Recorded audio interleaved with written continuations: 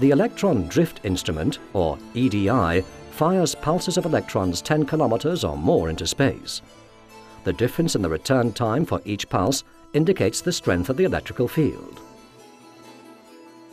Ions, charged particles, fill the electrified gas around the Earth.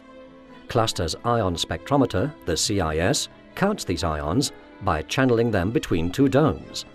By changing the voltage, it can count ions of different energies. A similar sifting technique for incoming particles is used in peace. One part of the instrument detects slower, low-energy electrons. Another part deals with the fast-moving, high-energy particles. Meanwhile, RAPID searches for the highest energy electrons and ions in near-Earth space. The particles pass through pinholes to reach the detectors, and it can build up a picture of where both the electrons and the ions come from. One of Cluster's key tasks is to detect the subtle differences in magnetism that reveal electrical currents flowing in space. Each spacecraft carries 2 experiments to measure local magnetic fields. One of these, the Fluxscape Magnetometer, or FGM, uses 2 sensors, which are on the end of a 5-meter-long boom to avoid interference from the spacecraft. Delicate transformers sample minor changes in the magnetic fields in 3 directions along the orbit.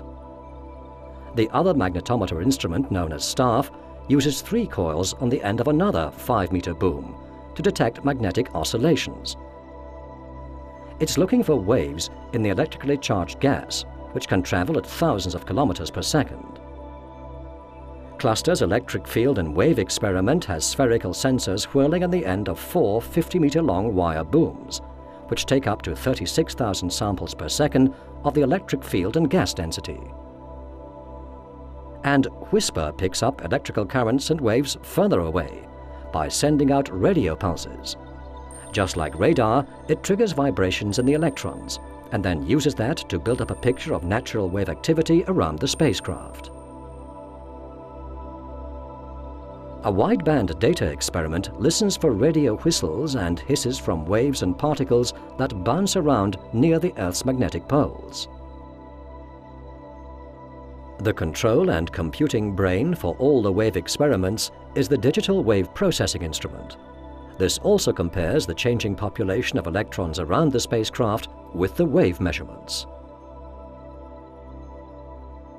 Since the cluster satellites will spend so much of their lives flying through storms and waves of charged particles, there's a danger they could become electrically charged themselves, which would upset their delicate scientific observations.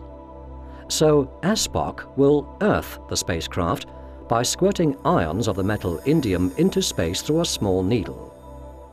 As these ions are released, they cancel out the electrical charge the spacecraft have acquired.